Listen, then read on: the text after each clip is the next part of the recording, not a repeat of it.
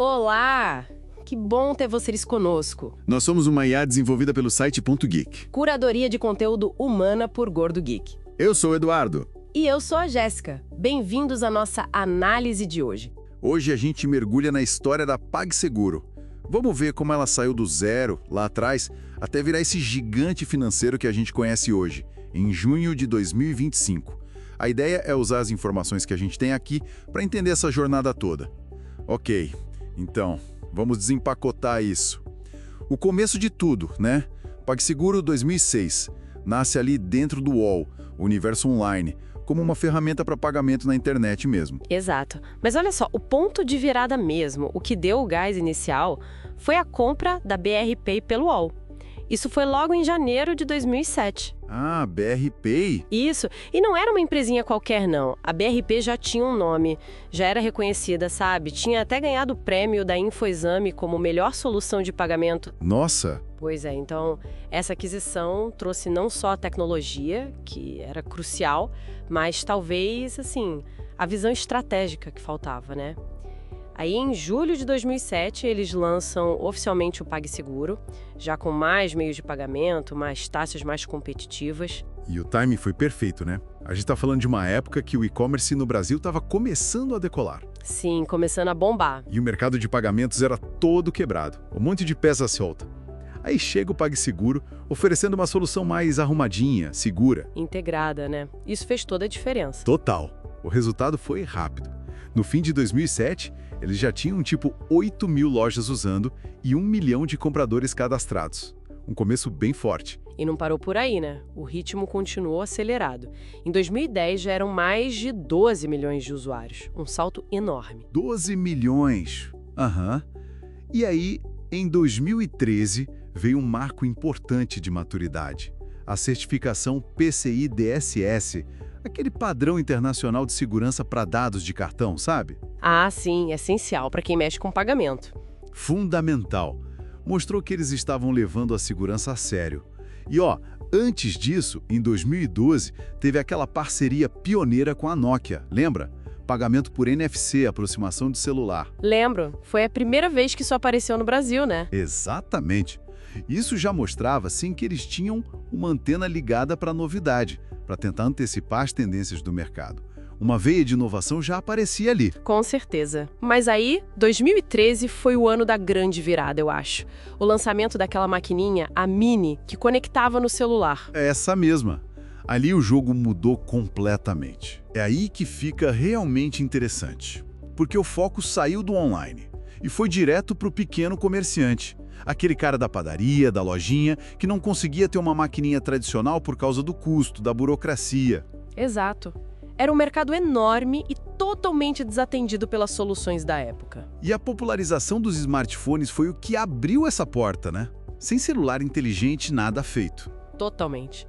Foi a combinação perfeita, a necessidade do pequeno comerciante e a tecnologia chegando na mão das pessoas. Hoje, a gente vê que eles têm uma variedade enorme de maquininhas, né?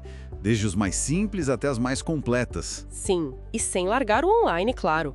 O link de pagamento, o checkout continuam fortes. Claro, o online é a origem, né? Mas essa entrada no mundo físico com as maquininhas foi, sem dúvida, o grande motor de crescimento por muitos anos. E falando em crescimento e marcos, o IPO, janeiro de 2018, lá na Bolsa de Nova York, a NSE. Nossa, que evento! Foi um marco não só para PagSeguro, mas para o mercado de fintechs brasileiro como um todo. Eles levantaram 2,7 bilhões de dólares. 2,7 bilhões. É muito dinheiro. Pra caramba! E foi recorde para uma empresa brasileira nos Estados Unidos naquele momento. Mostrou para o mundo que tinha muito investidor de olho no Brasil, especialmente nessas empresas de tecnologia que conseguiam chegar na base da pirâmide, né? Sim, e o mercado comprou a ideia. As ações saíram acima da faixa esperada, a 21 dólares e 50 centavos, e dispararam mais de 35% logo no primeiro dia. Pois é, a empresa já começou valendo quase 9 bilhões de dólares ali na largada. Foi um sinal de confiança muito forte. E esse dinheiro do IPO, eles usaram para quê? Basicamente para acelerar ainda mais. Aquisições, capital de giro, e aí veio outra transformação gigante, talvez a maior delas, o PagBank, em 2019. Ah, o PagBank. Deixou de ser só uma empresa de pagamentos para virar um banco digital de verdade. Um ecossistema financeiro completo. Exatamente. A proposta era muito clara: democratizar o acesso a serviços bancários. Cartão de crédito sem anuidade, transferências grátis, conta digital sem taxa, empréstimo com condição melhor. Foi uma aposta ousada nessa integração de pagamento com o serviço bancário. E deu muito certo, né? O PagBank teve uma adesão rapidíssima, se tornou o segundo maior banco digital do Brasil. No final de 2024, já falavam em 33,2 milhões de clientes. 33 milhões? É impressionante. E o interessante é a capilaridade disso. Não é só cliente de um perfil específico. Tem pessoa física, tem empresa pequena, de diferentes faixas de renda e espalhado pelo Brasil todo, em mais de 5.500 municípios. Chegaram onde os bancos tradicionais muitas vezes não chegavam com a mesma facilidade. E os produtos foram ficando mais sofisticados também dentro do PagBank, né? Sim, sim. Além do básico da conta digital, eles entraram forte em investimentos, tipo o CDB que rende mais que a poupança, até a opção de investir usando o limite do cartão de crédito e também crédito, mas com uma preocupação grande com garantia, o que é importante para a saúde financeira da operação. Mas claro, nem tudo são flores. Vieram desafios grandes. O Pix, por exemplo, lançado em 2020. Ah, o Pix mudou o tabuleiro para todo mundo no setor de pagamentos, né? Com certeza. Deu uma canibalizada boa no uso do cartão de débito, que era uma fonte de receita para eles nas maquininhas. Vocês mas eles foram rápidos em se adaptar, né? Integraram o Pix na maquininha, na conta digital. Em 2024, o Pix já representava uns 17% do volume que passava pelas maquininhas deles. Conseguiram transformar o desafio em parte da solução. E a concorrência, que antes era mais restrita, hoje é uma selva. Você tem quase 300 empresas nesse mercado de pagamentos e bancos digitais no Brasil. É muita gente brigando pelo mesmo cliente. Stone, Mercado Pago, o próprio Nubank, que cresceu absurdamente. A pressão é constante, não tem refresco. é uma briga de foice. Mas mesmo com essa pressão toda, os números financeiros recentes deles ainda são fortes, né? São sim. Olha, em 2024 eles tiveram lucro recorde, 2,3 bilhões de reais. O faturamento também é robusto. Lá em 2022 já tinha sido 16,8 bilhões de reais. E o TPV, que é o volume total de pagamentos que passa por eles, continua crescendo forte. No último trimestre de 2024 foram 146 bilhões de reais, um aumento de 28% comparado ao ano anterior. Uau, 28%. E a carteira de crédito também está crescendo? Chegou a 3,2 bilhões no terceiro trimestre de 2024. E o detalhe importante, 85% dessa carteira tinha algum tipo de garantia. Isso mostra que eles estão crescendo o crédito, mas com um olho na qualidade, na gestão de risco. Não é crescer a qualquer custo. Faz sentido. Mas essa busca por crescer mais, talvez indo para clientes maiores, onde a margem é menor, trouxe uma certa instabilidade para as ações, né? Trouxe. O mercado ficou um pouco ressabiado com a queda do take rate, que é basicamente a porcentagem que eles ganham em cada transação. Quando você vai para um cliente muito grande, ele negocia uma taxa menor e isso pressiona a margem. E as ações sentiram isso. Teve aquele pico absurdo lá atrás, quando o PagSeguro e Stone juntas chegaram a valer uns 50 bilhões de dólares. Nossa, era um valor estratosférico. Mas depois veio uma queda bem forte, né? Coisa de 90% de desvalorização em relação a esse pico. Foi uma montanha-russa brutal para quem investiu. Brutal. Mostra a volatilidade desse setor e como as expectativas do mercado podem mudar rápido. Hoje, o valor de mercado deles na NYSE, segundo as fontes, está ali na casa dos 4 bilhões de dólares. Bem longe daquele pico, mas ainda assim uma empresa muito valiosa. E a gente não pode esquecer que eles não estão só no Brasil, né? Tem a operação internacional. Bem lembrado.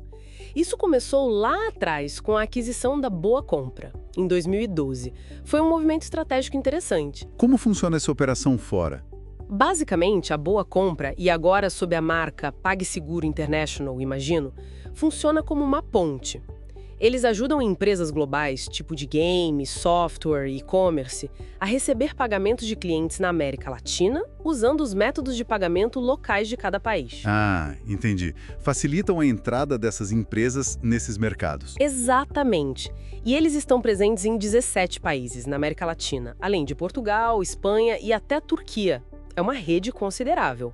O forte deles lá fora, historicamente, sempre foi o segmento de games online. Interessante. Então eles têm escritórios em vários lugares, Estados Unidos, Europa? Sim, para dar suporte a essa operação global. Mostra uma ambição que vai além do Brasil. Então, se a gente for resumir o que tudo isso significa, é uma história impressionante, né? Nasceu como uma ferramenta online, virou o rei das maquininhas para o pequeno negócio, se reinventou como banco digital completo, enfrentou o Pix, concorrência feroz e continua aí, lucrando e crescendo. Mostra uma capacidade de adaptação e inovação muito grande. Sem dúvida.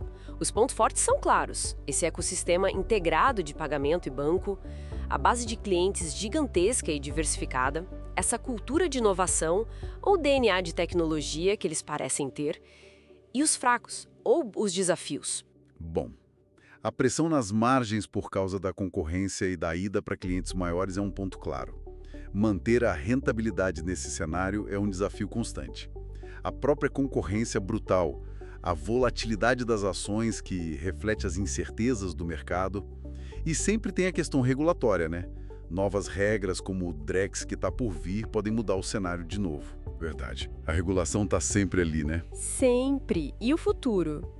A estratégia parece se focar num crescimento mais sustentável, consolidar o PagBank como banco principal dos clientes, desenvolver ainda mais o ecossistema com novos produtos, talvez expandir mais internacionalmente e, claro, continuar inovando. É uma receita que parece fazer sentido.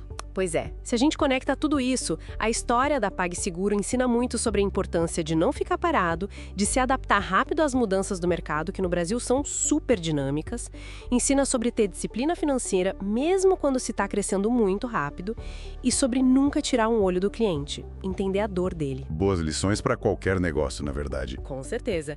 E aí fica a reflexão, né?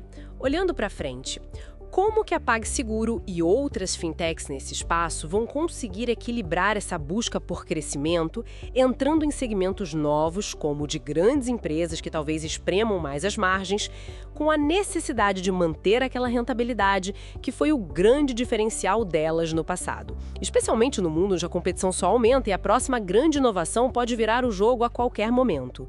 Como manter o equilíbrio entre crescer e ser rentável nesse ambiente?